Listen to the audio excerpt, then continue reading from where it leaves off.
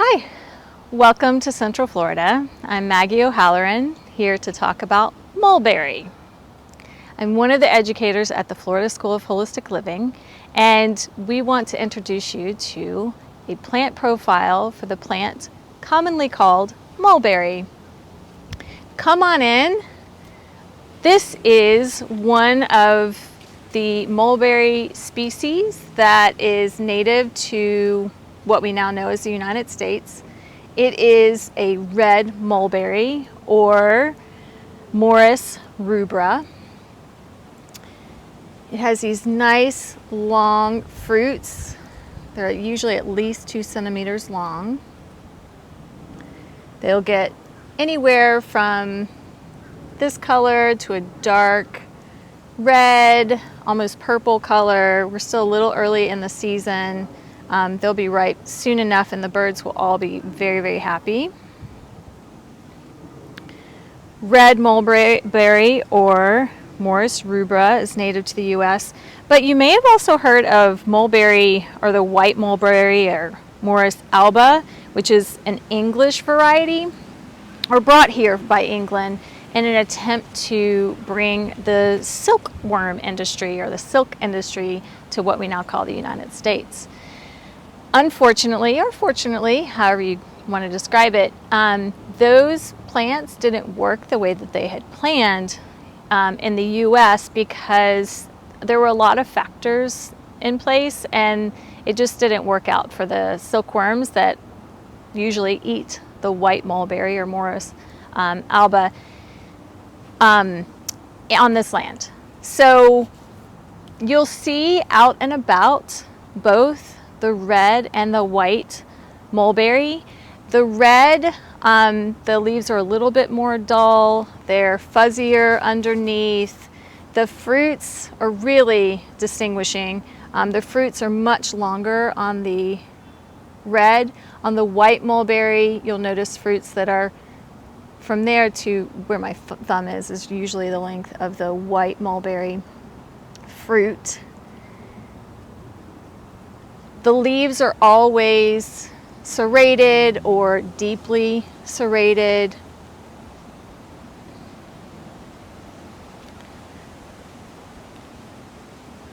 Sometimes they are lobed. And lobe just means that the leaf has a different shape. These leaves have this shape, but you'll see that this one has a little bit of a lobe on it, so the leaf is formed so it has this area, and that's common. Sometimes you'll hear it described as having a heart-shaped leaf, and some varieties have more of a heart shape than others. Mulberry varieties have been found in cultures all over the US and all over the world. This plant is really happy growing in a forest area. Sandy soil is fine. You'll see it all over Florida in our Florida sandy soil. It does require some moisture, so you'll often find it near some type of water source and in full sun, needs full sun.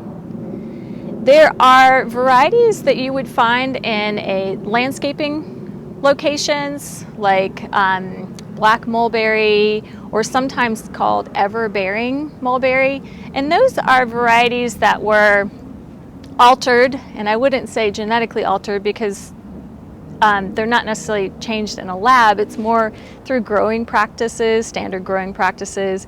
They have been hybridized or worked with in a way that those plants might give you fruit year-round, or 3 or 4 times a year, instead of the more standard once a year. Around this time of year in March in Florida and a lot of other more northern climates, red and white mulberry will be producing fruit around June or July. So if you're checking out this video and you're not in Central Florida, you can watch for those mulberries to give fruit around June or July in more northern climates.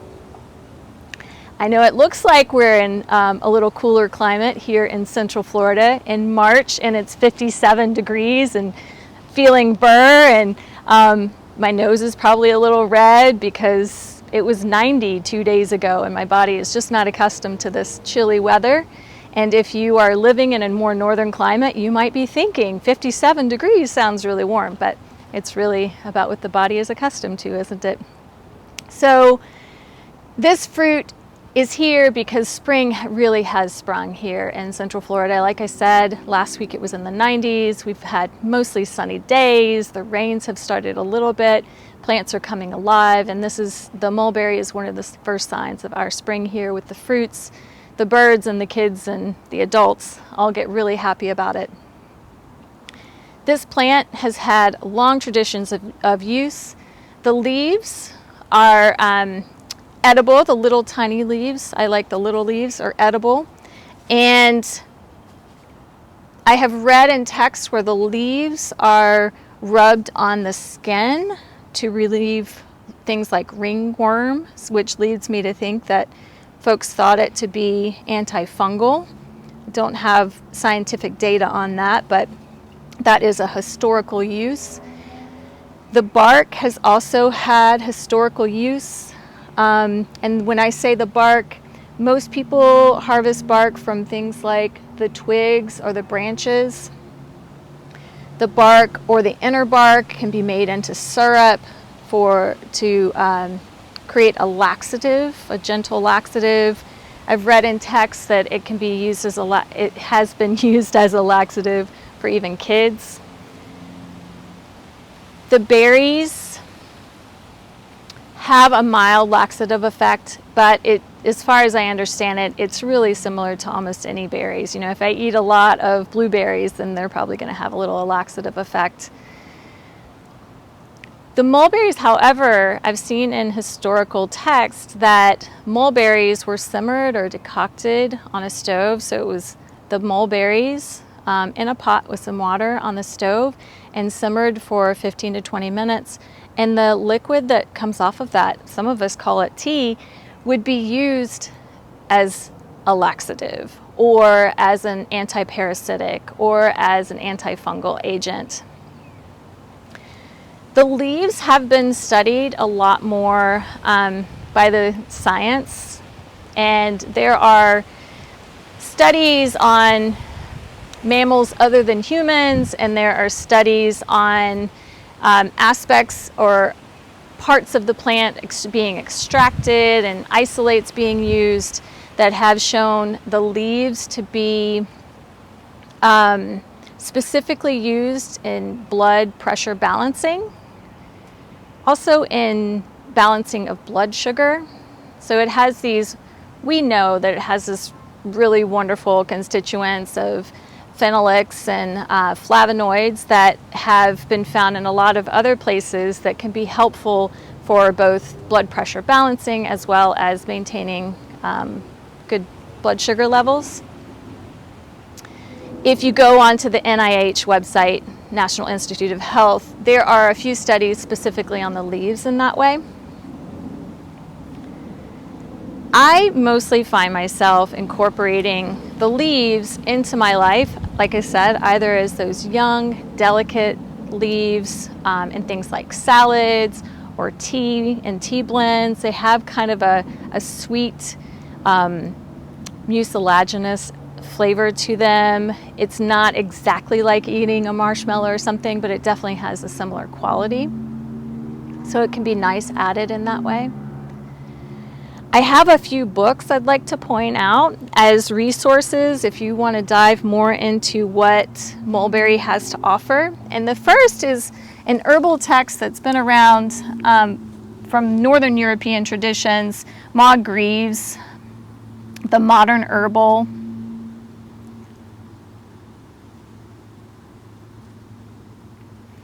For plant ID, I recommend the Peterson Guide, specifically to your area, and this is a Peterson Guide to medicinal plants and herbs. And I really like finding Peterson Guides with Stephen Foster. Stephen Foster was one of the first herbalists that I knew about in Northwest Arkansas, but he is still active and teaching people and taking pictures mostly for Peterson Guides.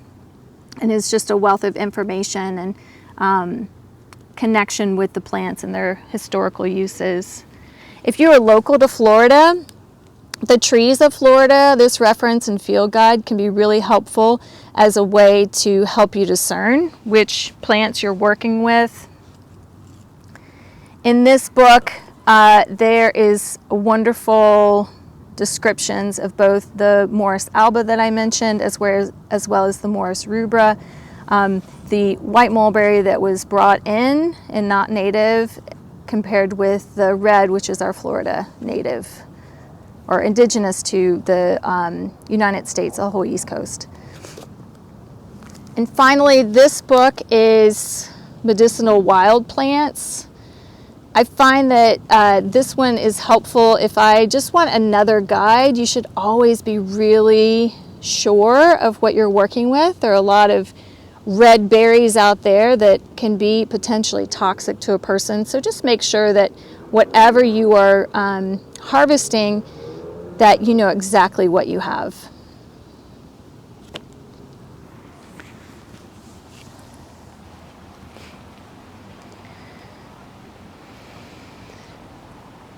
This plant has a long history of use. Both the leaves, the fruit, the bark, anti-parasitic, antifungal. The berries are really tasty. If no other reason, I enjoy being around the berries. And one of my favorite recipes or things to do with mulberry around this time of year is harvest those berries, as many as I can get my hands on, and making sure that I leave plenty for all the birds around. Remember, if you're wildcrafting or taking fruit or leaves from a location, that you have permission, and you have permission not only from the plant, which I feel is the number one thing, but also the landowner. I'm currently at Mead Botanical Gardens, so it's a public space and it's in the middle of a pretty urban area, so a lot of animals rely on this habitat for food. So those birds are looking forward to those berries coming along just as much as the kids that come out to visit and the grown-ups that come out to visit this place. So I want to keep all that in mind. And remember to not take too many from those, from the animals that live here. I like to harvest from a place that I've been given permission and an amount that makes sense for my family. I take the berries and spread them evenly on a baking sheet or a mesh screen of some kind so there's really good airflow. It can be really helpful if you have access to that, but a baking sheet is usually fine. You just want to make sure there's as much airflow as possible.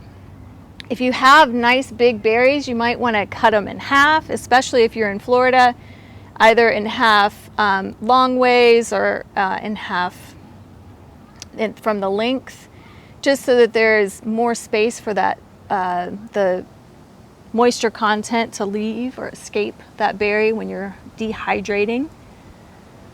And you have that on a pan with lots of space between each piece. And you can either, if you have a dehydrator, that's great. It usually takes anywhere from 4 to 6 hours in a dehydrator set to 118 degrees, between 118 and 150. If you're trying to make sure you're holding on to a lot of the living parts of the mulberry, 118 is generally considered the temperature. You don't want to go above. But many of the qualities that we're accessing in those berries are really from eating them, so going a little higher is okay. If you don't have a dehydrator, you can put your oven on whatever the lowest setting is. Like I said, as close to 150 or 118 as possible. A lot of ovens really start closer to 200 or 215. Just watch them. If it's on around 150, in your oven, it could take, like I said, anywhere from 4 to 8 hours to be completely dehydrated. You'll know that it's dehydrated when your berries crumble apart easily. That will be your signal. Those are just coming apart. They're not stuck together. It will still feel possibly a little bit more malleable, but not like maybe a raisin or a date. You want to get out more moisture than you would experience with something like a date. They just crumble apart pretty easily when they are fully dehydrated. Keep an eye on it, because in the oven you don't want to make them crispy. Even though if you're in Florida, you're probably better off with crispy than having extra moisture in there. Once you feel like it is ready, there's moisture taken out, and you're ready to store them, you can put them in a jar, put your lid on, and I usually just leave the jar on my counter. I'm waiting until they're completely come to room temperature before I put that lid on, and then I cover it and leave it out. If there's any moisture, within a couple of hours, definitely overnight, you would start to see moisture form near the top of the jar as it's still trying to escape. And you would just open it back up, spread it out, put it back in the oven, and let some more of that moisture escape from your berries. Without adding any type of preservative, these will last for a pretty long time. I generally say 3 weeks, because you never know. In Florida, we have so many wonderful molds and fungi floating around in the air. You never know what you're going to pick up, and so you just want to be mindful of that. If it ever smells a little bit musty, then go ahead and compost it or put it out in the backyard for your raccoons to eat it. Those mulberries can be really lovely to have around.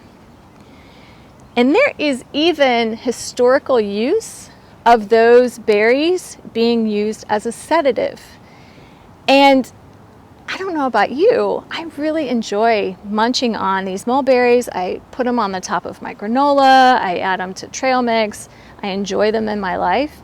And I've never really used them to help myself fall asleep, but I always feel really relaxed and happy when I'm eating them. So maybe it's impacting my body in that way. Enjoy the mulberries, and thank you for joining me here in Central Florida to talk about red mulberry, and we look forward to seeing you again really soon.